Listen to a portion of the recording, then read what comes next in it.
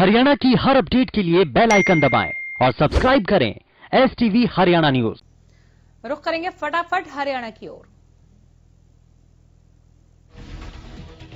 कृषि सुधार कानूनों के विरोध में दिल्ली की सीमाओं पर प्रदर्शन कर रहे किसानों का आंदोलन 88वें दिन भी जारी रहा। किसान लगातार अपनी मांगों को लेकर डटे हुए हैं। वहीं दिल्ली पुलिस ने आज भी सिंघू, टीकरी और गाजीपुर बॉर्डर बंद कर रखा है, जिससे लोगों को आवाजाही में परेशानी हो रही है।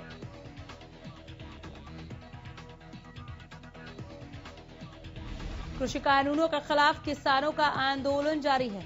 दिल्ली हिंसा के बाद सरकार और किसानों के बीच बातचीत का दौर थम गया है। बावजूद इसके टीकरी बॉर्डर पर किसान जल्द इस सरकार के साथ वार्ता की उम्मीद लगा रहे हैं।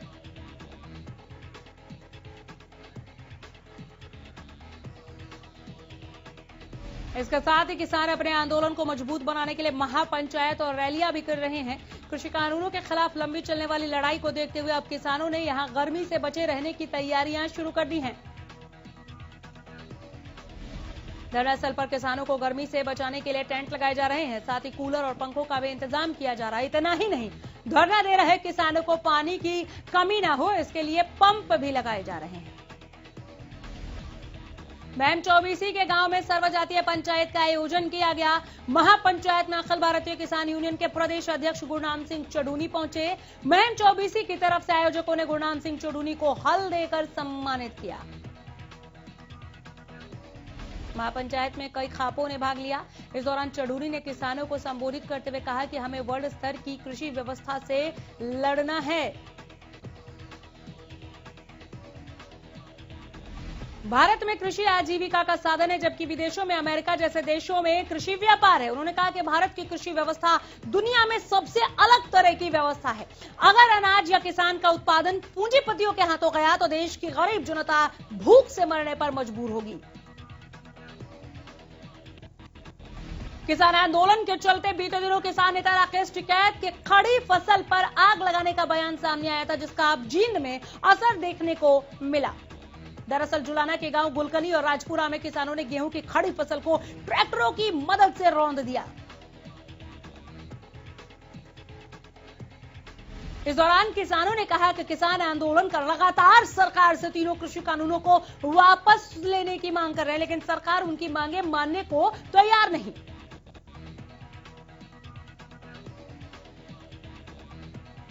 कृषि कानूनों के खिलाफ किसान लगातार बॉर्डर पर डटे हुए हैं। खेतों में पानी देने के समय और फसल कटाई के नजदीक होने के बावजूद भी धरने पर किसानों की संख्या लगातार बढ़ रही है। किसानों ने अलग अलग ड्यूटी लगाकर धरनों पर जाने की रणनीति को आगे बढ़ाया। वहीं बारी बारी गांवों में ड्यूटी लगाकर किसान ढांसा बॉर्डर धरने पर पहुंच रहे हैं। इस दौरान किसानों ने कहा कि सरकार ये बिल्कुल ना सोचे कि गर्मी में किसान आंदोलन में नहीं आएगा। गर्मी से चाहे अगली सर्दियां आ जाएं, लेकिन आंदोलन तो जारी रहेगा।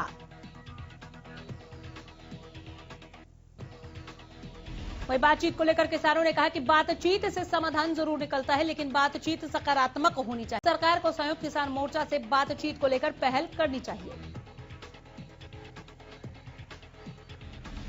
पलवल के नेशनल हाईवे नंबर 19 पर किसानों का धरना प्रदर्शन लगातार जारी है और रोजाना सैकड़ों की संख्या में किसान धरना स्थल पर समर्थन देने पहुंच रहे हैं।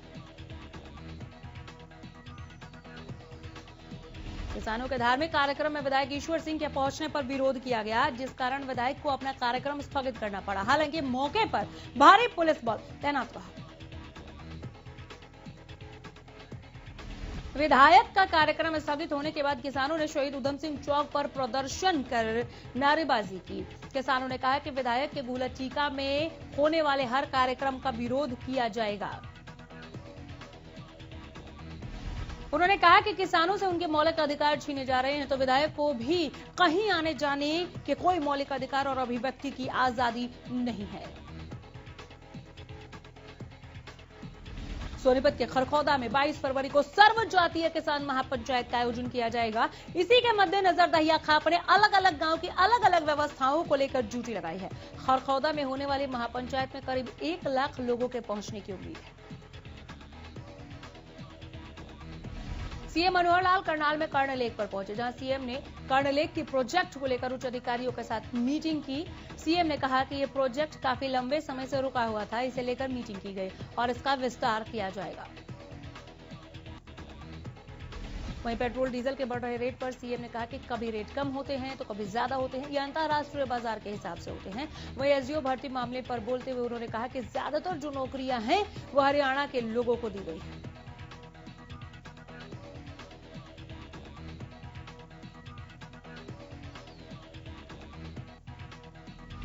किसान आंदोलन को लेकर भी सीएम ने कहा कि कुछ लोग किसानों को उकसा रहे हैं, लेकिन ये तीनों कानून किसानों के हक में हैं।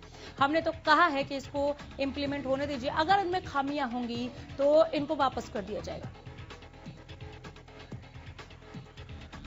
कृषि मंत्री जेपी दलाल ने अधिकारियों के साथ लोहारू हलके में निर्माणाधीन कई परियोजनाओं का औचक निरीक्षण किया।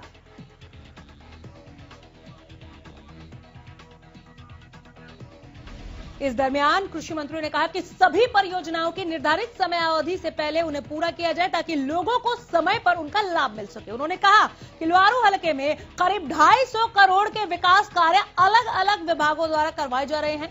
विकास कार्यों में गुणवत्ता पर विशेष ध्यान रखा जाए।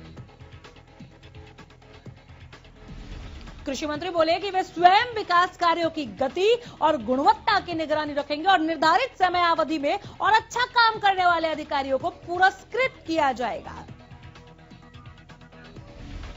कृषि मंत्री ने चेताया कि अगर काम की गति और गुणवत्ता में लापरवाही पाई गई तो संबंधित अधिकारियों को बख्शा नहीं जाएगा। रोहतक में 12 फरवरी को जाट कॉलेज के अखाड़े में कोच मनोज, उनकी पत्नी साक्षी, 3 साल का बेटा सरताज की गोली लगने से मौत हो गई थी। रविवार को कांग्रेस के राज्यसभा सांसद दीपेंद्र हुड्डा मृतक कोच मनोज के गांव पहुंचे और पूरे परिवार वालों को सांत्वना दी। इस दौरान दीपेंद्र हुड्डा ने पिछले 10 दिनों में हुई हत्याओं को गिनाते हुए सरकार पर जमकर निशाना साधा। कहा, हरियाणा में अपराध का ग्राफ लगातार बढ़ रहा है, सरकार अपराध रोकने में बिल्कुल असफल है। किसान आंदोलन के बहाने सरकार को घेरते हुए उन्होंने कहा कि सरकार को किसानों की बात माननी चाहिए, किसानों की बात मान लेने से सरकार छोटी नहीं हो जाएगी। इस दौरान पेट्रोल और डीजल के दामों में इजाफे पर दीपेंद्र ने कहा कि पेट्रोल डीजल के लगातार दाम बढ़ना चिंता का विषय है। सोनीपत के गांव पोरखास में आयोजित किसान महापंचायत में कांग्रेस से राज्यसभा सांसद दीपेंद्र सिंह हुड्डा शिरकत करने पहुंचे। इस दौरान उनके निशाने पर बीजेपी और जेजेपी के साथ साथ इनेलो भी रही। उन्होंने कहा कि कांग्रेस किसानों के साथ है। गृह मंत्री अनिल विज ने जम्मू कश्मीर में धारा 370 की बहाली के महबूबा मुफ्ती के बयान पर निशाना साधा। कहा, कोई भी माई का लाल धारा 370 को हटा नहीं सकता। महबूबा मुफ्ती तो हमेशा देश के विरुद्ध बोलती हैं और देश के विरुद्ध सोचती हैं। कश्मीर के लोग अब इनकी असलियत को जान चुके हैं। किसान आंदोलन पर अपनी प्रतिक्रिया देते हुए गृह मंत्री अनिल विज ने कहा कि आंदोलन शांतिपूर्वक तरीके से होना चाहिए। प्रजातंत्र में सभी को आंदोलन करने का अधिकार है, लेकिन जोर जबरदस्ती से नहीं होनी चाहिए। अंबाला में बनने जा रहे 3 बड़े प्रोजेक्ट्स को लेकर गृह मंत्री अनिल विज ने अंबाला छावनी में अपने कार्यकर्ताओं के साथ अहम बैठक की। बैठक में अंबाला में करोड़ों की लागत से बनने जा रहे 3 ड्रीम प्रोजेक्ट्स की एनिमेशन प्रेजेंटेशन दी गई।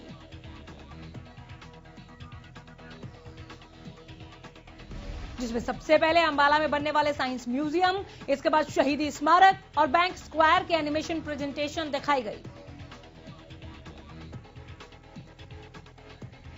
अनिल विज ने दावा किया कि पहले अंबाला के लोग अपने रिश्तेदारों को घूमने के लिए चंडीगढ़ ले जाया करते थे, लेकिन अब 2 साल में ये प्रोजेक्ट्स बनने के बाद चंडीगढ़ के लोग अंबाला घूमने के लिए आया करेंगे। पेट्रोल और डीजल के बढ़ते दामों की वजह से गले तक अटकी महंगाई को लेकर हरियाणा कांग्रेस सरकार को चौतरफा घेरने की फिराक में है। प्रदेश कांग्रेस ने सदन में सरकार को घेरने की पूरी तैयारी कर ली है।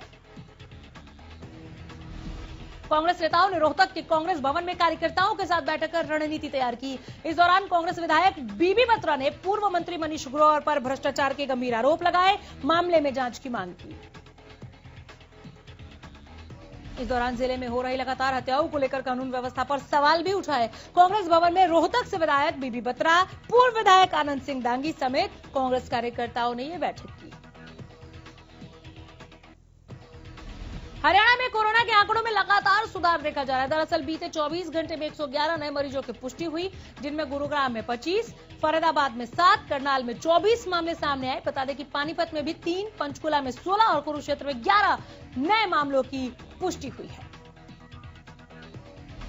प्रदेश में बीते 24 घंटे में किसी कोरोना मरीज की मौत नहीं हुई है। इसी के साथ प्रदेश में अब तक 3042 मरीजों की मौत की पुष्टि हुई है। एक दिन में 108 मरीजों ने कोरोना को मात दी, जबकि 2,65,000 से ज्यादा मरीज ठीक होकर घर लौट चुके हैं। देश भर में जहां एक तरफ पेट्रोल और डीजल की कीमतों ने आम जन को परेशान कर रखा है, वहीं दूसरी तरफ प्याज की कीमतें भी लगातार बढ़ती ही जा रही हैं। 2 महीने पहले 20 रुपए किलो के आसपास बिकने वाला प्याज अब लगभग 2.5 गुना महंगा हो चुका है। मंडी कारोबारियों का कहना है कि पिछले 4 दिनों में कुछ सब्जी की आवक पर भी असर पड़ा है। अपना घाटा पूरा करने के लिए थोक के अलावा फुटकर व्यापारियों ने सब्जियों के दामों में बढ़ोतरी कर दी है। पानीपत की सब्जी मंडी में भी महंगाई का असर देखा जा सकता है।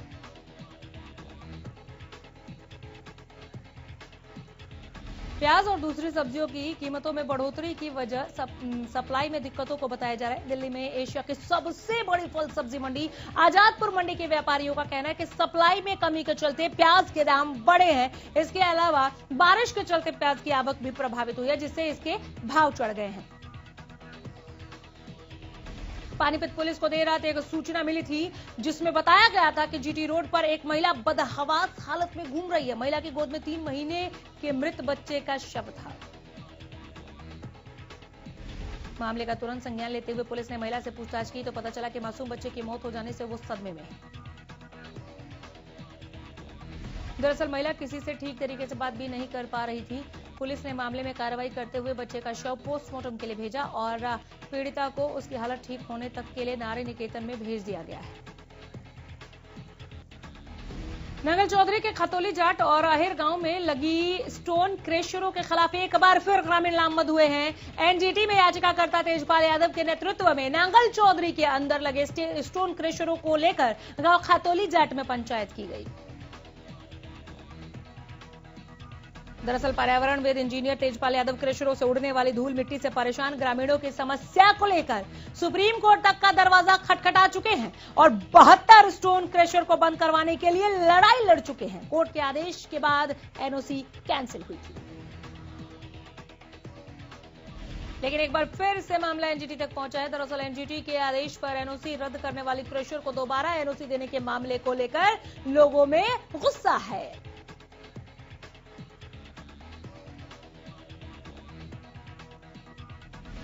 उधर कनीना में दुकानों को टूटने से बचाने के लिए दुकानदारों का अनिश्चितकालीन धरना 14वें दिन भी जारी रहा। पंचायत समिति की जमीन पर बनी 154 दुकानें 14वें दिन भी बंद रही। इस दौरान व्यापार मंडल बस स्टैंड के प्रधान महेश बोहरा ने कहा कि सरकार दुकानदारों की समस्या का समाधान करने की बजाय चुप्पी साधे बैठी है। सभी दुकानदार भी अपनी मांगों को लेकर पीछे हटने वालों में से नहीं दिख रहे। उन्होंने कहा कि सोमवार से धरने पर क्रमिक अनशन शुरू किया जा रहा है, जिसके तहत हर रोज 5 दुकानदार सुबह 9 बजे से शाम 5 बजे तक धरने पर बैठे रहेंगे। वहीं अमर सिंह ने बताया कि अगर प्रशासन ने जल्द मांगों को नहीं माना तो दुकानदारों के परिवार भी अब धरने पर बैठ जाएंगे। दुकानों के टूटने से बचाने के लिए दुकानदारों ने नेताओं के चक्कर लगाने के बाद 14 दिन पहले उपमंडल कार्यालय के बाहर यह धरना शुरू किया था।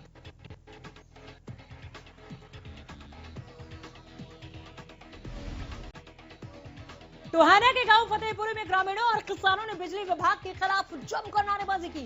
इस दौरान किसान नेता गुरनाम सिंह चुड़ूनी पक्ष से जिला अध्यक्ष जगदीश पार्ता के नेतृत्व में किसानों ने लिखित शिकायत सदर पुलिस को दी, ताकि घर में जबरन घुसने वाले बिजली कर्मचारियों पर कार्रवाई की जा सके। जिलाध्यक्ष ने आरोप लगाया कि जो किसान नेता आंदोलन में सक्रिय हैं, उन्हें टारगेट रखकर सरकार द्वारा बिजली विभाग से छापेमारी करवाई जा रही है। जिलाध्यक्ष ने चेतावनी देते हुए कहा कि अगर बिजली कर्मचारियों पर कार्रवाई नहीं की गई तो जिला उपायुक्त से मुलाकात कर प्रदर्शन और ज्ञापन की रूपरेखा तैयार की जाएगी। गुआना रेलवे स्टेशन के सामने के पार्क की जमीन पर नया एफसीआई गोदाम तैयार किया जा रहा है, जिसके निर्माण के बाद अनाज का भंडारण खुले में नहीं करना पड़ेगा। इस गोदाम में एजेंसियां अपने अनाज का भंडारण कर सकेंगी। जानकारी दे दें कि साइलो गोदाम में 25,000 मीट्रिक टन अनाज का भंडारण किया जा सकेगा और बारिश में अनाज खराब नहीं होगा। इस बाबत एफसीआई मैनेजर बीके सिंह नदियाल ने बताया कि इस संबंध में रेलवे अधिकारियों से बातचीत चल रही है। ये कोशिश की जा रही है कि जल्द से जल्द शहर में अनाज भंडारण के लिए गोदाम तैयार करवाया जाए। हाजी की स्थानीय मंडी सैनियान के लोगों ने खाद्य आपूर्ति विभाग के खिलाफ विरोध प्रदर्शन किया और जमकर नारेबाजी की। लोगों की शिकायत है कि राशन डिपो पर मिलने वाले आटे में राशन कर्मी मिलावट करके देते हैं। मामले पर बोलते हुए वार्डवासियों ने कहा कि अगर विभाग साफ आटा नहीं दे सकता तो इसके बदले गेहूं दे दे ताकि खुद आटा पिसवा सके। लोगों ने बताया कि इससे पहले भी जो आटा दिया जाता रहा वो भी खाने लायक नहीं होता था। आटे से बनी रोटियां खाकर बच्चे बीमार पड़ रहे हैं। प्रदर्शन के दौरान वार्ड 25 के पार्षद प्रतिनिधि विनोद सैनी भी मौके पर पहुंचे और लोगों को आश्वासन दिया कि इस मामले में वो खाद्य आपूर्ति विभाग के अधिकारियों से बात कर इस समस्या के समाधान की कोशिश करेंगे। टोहाना के फतेहपुरी गांव में बिजली चोरी पकड़ने गई बिजली विभाग की टीम के साथ ग्रामीणों ने जमकर मारपीट की। हमले में एसडीओ समेत दूसरे कर्मचारी गंभीर रूप से घायल हो गए, जिन्हें इलाज के लिए नागरिक अस्पताल में भर्ती कराया गया। मामले की सूचना शहर पुलिस को दी गई, जिसमें मांग की गई कि जल्द से जल्द मामले में कार्रवाई की जाए। घायल एसडीओ देशराज ने बताया कि सुबह उनकी टीम बिजली चोरी पकड़ने के लिए गांव फतेहपुरी गई थी। जैसे ही उन्होंने अपनी कार्रवाई शुरू की वैसे ही वहां मौजूद लोगों ने उन पर लाठी से हमला कर दिया। भिवानी में सीएम फ्लाइंग ने अवैध अंग्रेजी शराब की फैक्ट्री का भंडाफोड़ किया। दरअसल टीम ने 450 लीटर स्प्रिट, 80 लीटर फ्लेवर, 230 पेटी अंग्रेजी शराब, 90 पेटी खाली बोतल और 2 सीलिंग मशीन बरामद की है।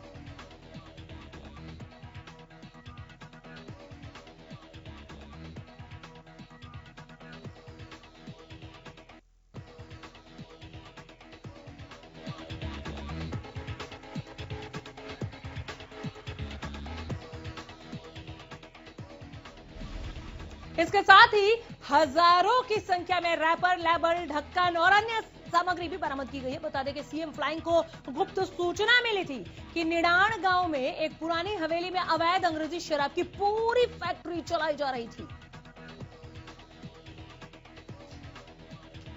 सीएम फ्लाइंग ने इसके बाद सीआईए और स्थानीय पुलिस के साथ मिलकर सामान की गिनती शुरू की। साथ ही सारे सामान और मशीनों को कब्जे में लेकर सदर थाना पहुंचाया गया।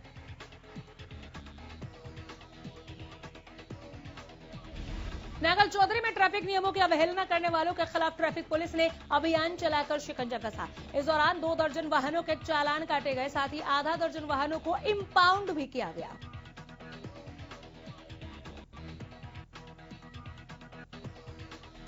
ट्रैफिक पुलिस की अचानक कार्रवाई से बिना कागजों वाले और अवैध वाहन चालकों में खलबली मच गई। वहीं इस कार्रवाई से दुकानदारों ने राहत की सांस ली।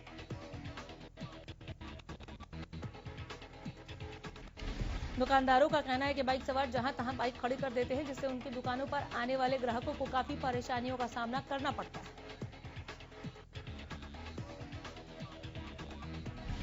विजिलेंस विभाग की टीम ने हिसार के रोडवेज डिपो में छापा मारकर एक क्लर्क को 45,000 रुपए की रिश्वत लेते रंगे हाथों गिरफ्तार किया है। विजिलेंस अधिकारियों ने बताया कि रोडवेज के हेड मैकेनिक जय भगवान की प्रमोशन होनी थी। प्रमोशन के कागजात मुख्यालय भेजने के नाम पर क्लर्क रामनिवास पातड़ ने उससे 50,000 रुपए की रिश्वत मांगी। जय भगवान ने विजिलेंस विभाग की टीम को इसकी शिकायत दी, जिसके बाद क्लर्क रामनिवास को 45,000 रुपए की रिश्वत देते रंगे हाथों गिरफ्तार कर लिया गया है। उस पर भ्रष्टाचार निरोधक अधिनियम के तहत केस दर्ज कर लिया गया।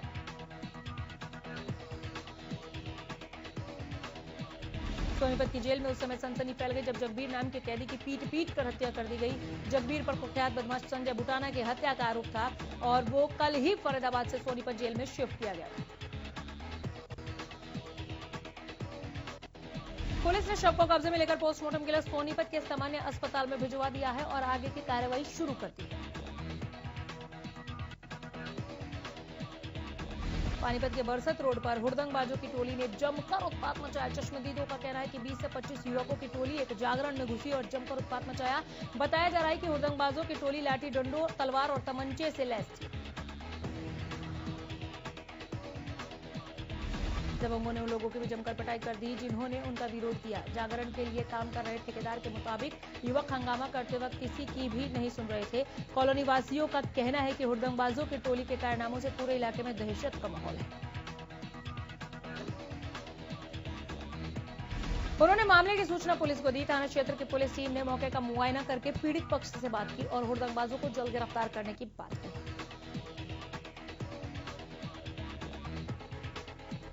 प्रतापनगर पुलिस ने 10,840 नशीले और प्रतिबंधित कैप्सूल्स के साथ एक व्यक्ति को गिरफ्तार किया। दरअसल पुलिस की टीम ने बॉम्बेपुर रोड से एक कार सवार को काबू किया। जबकि उसकी तलाशी ली गई तो उसके पास से नशे में इस्तेमाल होने वाली दवाइयां मिली। आरोपी गांव संधाड़ा निवासी शाहरुख खान पर पुलिस ने केस दर्ज कर लिया। वहीं उसे गिरफ्तार कर पूछताछ की जा रही है। बता दें कि जांच में 10,840 कैप्सूल्स मिले हैं जिन्हें वो अवैध तरीके से लेकर जा रहा था। पुलिस के पास सूचना थी कि कार में नशे का इस्तेमाल होने वाली दवाइयां लेकर जाई जा रही है। मौके पर पहुंचे तहसीलदार के सामने आरोपी शाहरुख खान की तलाशी ली गई। वहीं ड्रग्स कंट्रोलर को भी मौके पर बुलाकर चेक कराया गया। नारनौल में पुलिस को बड़ी कामयाबी हाथ लगी है। दरअसल पुलिस ने 3 क्विंटल 25 किलो गांजा बरामद किया है। बताया जा रहा है कि पुलिस ने सूचना के आधार पर कार्रवाई करते हुए गांजा की बड़ी खेप बरामद की है। गांजा 64 पैकेटों में भरकर खेत में तूड़ी के लिए बनाए गए कमरे में रखा गया था।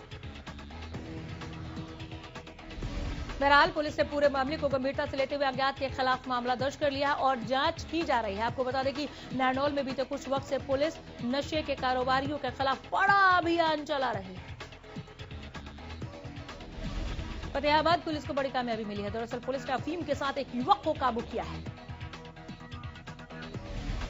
युवक के पास से पुलिस को 1 किलो 540 ग्राम अफीम बरामद हुआ है।